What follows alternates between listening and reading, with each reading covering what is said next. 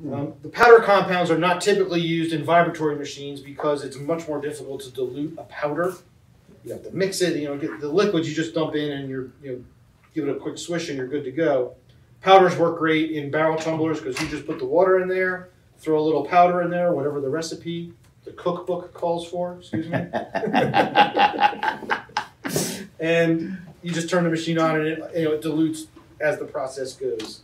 Actually, interesting about the powder I was telling you yesterday that we were one of the first that did it. So we have something called Cramco 750, Cramco 910, 930, whatever. They became industry terms, right? So 910 is a burnishing compound. Like Kleenex or Band-Aid. Exactly. Yeah. We actually are an exporter to China and Asia of those compounds because they can't match them. They try all the time. Oh. So we'll do container loads to them, and they use it in jewelry finishing over there. So getting some back. Yeah. Yeah.